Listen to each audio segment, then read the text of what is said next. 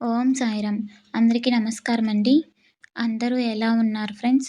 అందరూ ఆ షిరిడి సాయినాథుని ఆశీస్సులతో అందరూ బావుండాలి, అందరూ ఆరోగ్యంగా ఉండాలి అని మనస్ఫూర్తిగా కోరుకుంటూ, ఈరోజు వీడియోలోకి వెళ్ళిపోదాం ఫ్రెండ్స్. అంతకన్నా ముందు మన ఛానల్‌ని ఎవరైనా కొత్తగా చూస్తున్నట్లయితే మన ఛానల్‌ని సబ్స్క్రైబ్ చేసుకోండి ఫ్రెండ్స్. సద్గురు సాయి 77. అలాగే మన వీడియో నచ్చితే ఒక చిన్న లైక్ చేయండి ఫ్రెండ్స్. ఈరోజు బాబాగారు మన కోసం ఒక చక్కటి సందేశాన్ని తీసుకొచ్చారు ఫ్రెండ్స్. అది ఏంటో బాబాగారి మాటల్లోనే తెలుసుకుందాం. కలియుగంలో ధర్మం ఒక వంతు, అధర్మం 3 వంతులు ఉంటుంది. సహజంగా రాజు ధర్మ మార్గంలో సంచరిస్తే ప్రజలు కూడా అతన్ని అనుసరిస్తారు.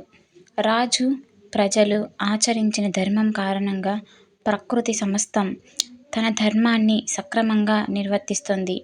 పాడి పంటలతో వర్ధిల్లడం, నెలకు 3 వానలు కురియటం వల్ల శాంతిమయమైన సుఖజీవనం లభిస్తుంది. కానీ ఈనాడు లోకం ఇలా సుఖంగా ఉందా? లేదే. ఎందుకని?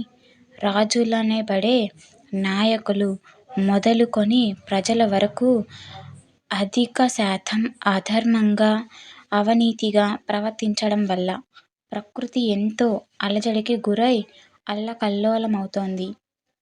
అతివృష్టి, అనావృష్టులతో పాటు సముద్రాల అడుగున కూడా భూకంపాలు, ఎక్కడ చూచినా విషాదం. వాడిపోయిన పైర్లతో, బీటలు వారిన పొలాలతో భూమాత ముఖం చిన్నబోయింది. ఈ దుర్భర పరిణామాలను అధిగమించేది ఎలా? దీనికి మార్గం ఉంది. షిరిడీలో దీపాలను నీటితోనే వెలిగించిన బాబా ఈ లోకంలో శాంతి కాంతులను తప్పక నింపగలరు. అందుకోసం మనం చేయవలసింది బాబా సందేశం అక్షరాలా పాటించటం.